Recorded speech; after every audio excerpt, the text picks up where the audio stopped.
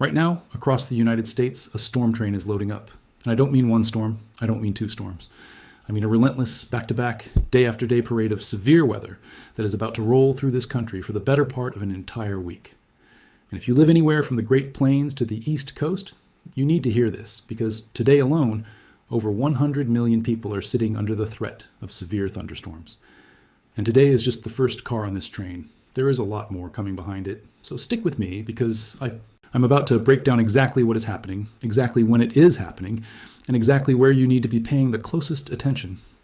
Let's start with right now, with today, because the atmosphere is already in motion. A surface-based low-pressure system is sitting out across the Great Plains, and it is working in combination with steep lapse rates, which is just a fancy way of saying the atmosphere is unstable from top to bottom in a way that allows thunderstorms to explode upward very quickly. That combination is sparking supercell thunderstorms capable of producing large hail, damaging winds, and a few isolated tornadoes. And at the exact same time, on the complete opposite side of the country, a rapidly moving cold front is sweeping across the East Coast. And that is going to bring its own widespread round of strong to severe storms. So today is essentially a two-front battle. Severe weather brewing out west, and severe weather sweeping in from the east, with a massive stretch of the country caught in between. Let me give you the official outlook, because this is coming straight from the Storm Prediction Center, and it shows just how widespread today's threat really is. There are three separate slight risk areas in play right now. The first one is a big one, stretching all the way from New York City down to Jackson, Mississippi. That is an enormous corridor of the country under threat today. The second, slight risk, runs from Dallas up toward Little Rock. And the third sits out across the high plains. But surrounding all three of those slight risk zones is an absolutely massive marginal risk area, stretching from Billings, Montana, all the way to New York City. When you put that all together, almost the entire width of the country, from the Rockies to the Atlantic, has some level of severe weather risk today. That is not a small forecast. That is a coast-to-coast severe weather day. So what are the actual hazards we're tracking today? The number one concern is damaging wind gusts, and we are talking about gusts up to 70 miles per hour in some of the stronger storms. This is going to be a long-duration event too. Multiple rounds of thunderstorms are going to keep firing throughout the entire day, which means this isn't a quick hour-long scare and then it's over. This is a full 12 to 24-hour severe weather event unfolding across the country today. Then there's the hail threat, and out in the high plains, this one is serious. If you live anywhere near Lubbock, Amarillo, Denver, or Rapid City, you need to be on alert for hail up to the size of baseballs. That is large enough to total a car, shatter windshields, and put holes in roofs. And if you're closer to the East Coast, in cities like Washington, D.C., Philadelphia, or Richmond, you're looking at a different scale of hail, more in the range of pocket change-sized stones, but still enough to cause damage, and definitely enough to hurt if you're caught outside in it. And then there's the part of today's forecast that deserves the most attention, the tornado threat. There are actually three separate tornado risk zones in play today, and one of them is sitting directly over some of the most densely populated real estate in the entire country. We are talking about a tornado risk across the mid-Atlantic and the interior Northeast, covering Washington, D.C., Philadelphia, and New York City. When you put a tornado risk, even a modest one, over cities with that kind of population density, the stakes go up significantly. The second, tornado risk, runs from Nashville down toward Jackson, Mississippi. And the third sits out across the high plains. Three separate zones, three separate threats, all happening on the same day. Let's walk through how today is actually going to play out hour by hour, because timing is everything when it comes to staying safe. Right now, there is already a line of thunderstorms pushing across the Dallas area, through Little Rock and into Jonesboro. This line is capable of producing damaging wind gusts and possibly an isolated spin-up tornado. The good news is this line should weaken and fall apart as we move into the late morning and early afternoon hours. But here's the thing, when a line like this starts to fall apart, it doesn't always mean the threat is over. Sometimes what's left behind is a small amount of lingering spin in the atmosphere, and that leftover energy can actually set the stage for something new. In this case, it could open the door for an isolated tornado threat later today across the Tennessee Valley and into Dixie Alley. If you live across Alabama, Mississippi, Georgia, or southern Tennessee, the tornado parameter values out there aren't extremely high, but they're high enough to support an isolated tornado or two. And I think the real window for that threat is this afternoon into the evening, roughly from about 3 o'clock until 10 o'clock at night, mainly just south and east of Nashville. Damaging winds will be the primary concern in this zone, and while storms will be numerous, the ones that actually turn severe are going to pack a real punch. So even though not every storm out there is going to be severe, the ones that are will matter. Meanwhile, over in the mid-Atlantic, storms are expected to start firing just after lunchtime. These are going to be your classic popcorn-style thunderstorms, the kind that build quickly in the afternoon heat and produce strong downburst winds along with large hail. There's also a possibility of an isolated spin-up tornado with a couple of these storms, especially as they push toward the Washington, D.C. area. The highest tornado threat in this region looks to be from around 4 o'clock to 8 o'clock this evening. After 8, most of these storms should be weakening and pushing offshore. There could be a few leftover storms if you're in Virginia or North Carolina, but for the most part, the threat there tapers off quickly with just some isolated gusty winds remaining. And then, out in the high plains, we're watching a different setup entirely, driven by something called upslope flow, where air gets pushed up and over the higher terrain near the Rockies, providing extra lift for thunderstorm development. And this is going to allow several discrete supercells to fire later this afternoon, somewhere between 5 and 7 o'clock. Now, the tornado environment out here isn't the most favorable I've seen, but with discrete supercells like this, you can never fully rule out a quick land spout or a brief tornado touching down. The bigger concerns in this region are damaging winds and large hail. If you're anywhere between Gordon, Nebraska, and Lamar, Colorado, you'll want to stay on high alert through the evening, because this activity is expected to continue into the overnight hours. Now, let's talk about what comes after today, because this storm train absolutely does not stop here.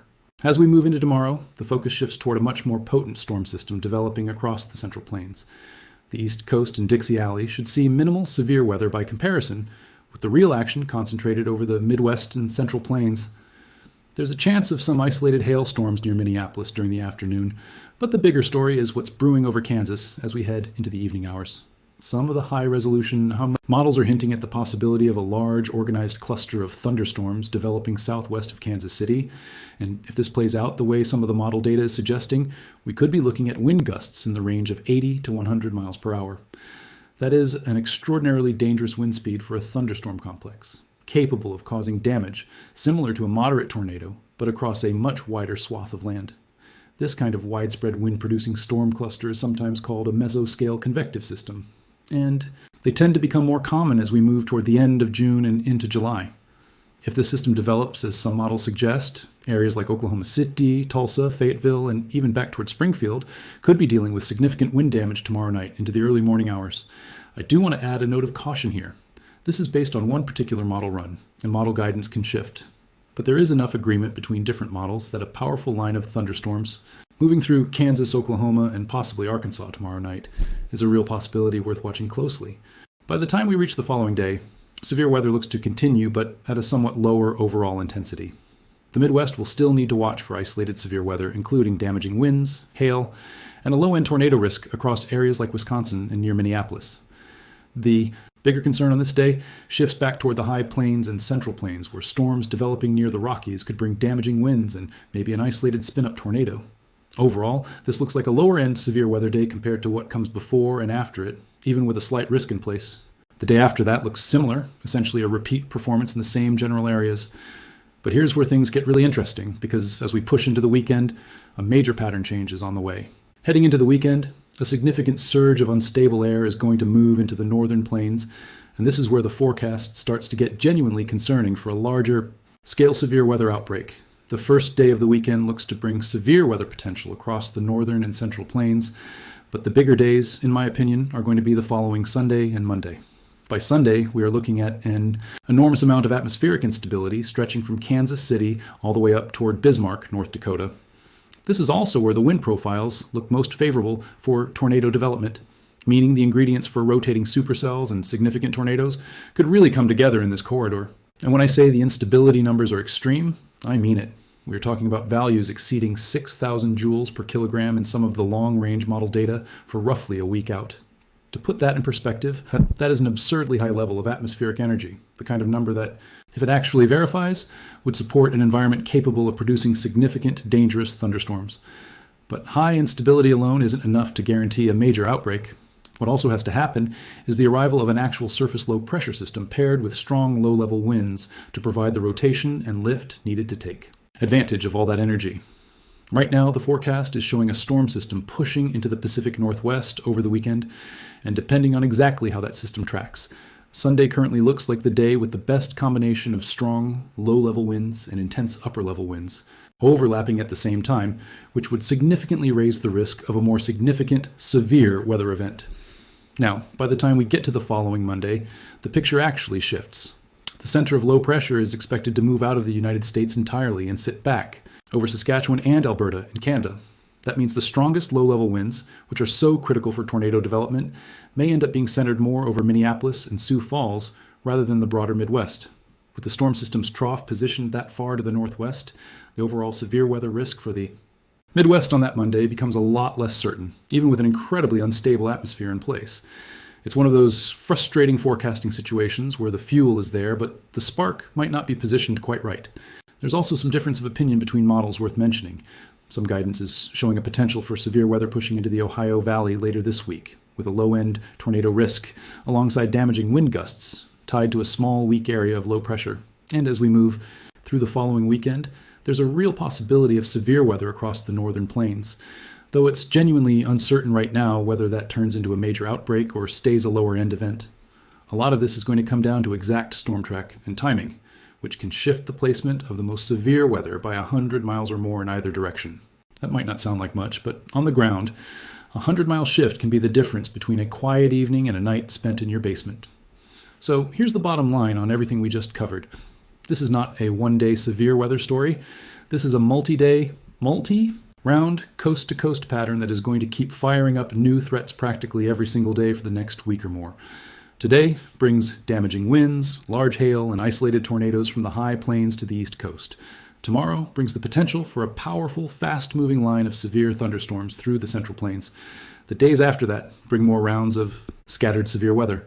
And by the time we reach the weekend, all the signs are pointing toward an environment that is loaded with extreme instability and a real chance for a significant, higher-end, severe weather outbreak across the plains and Midwest.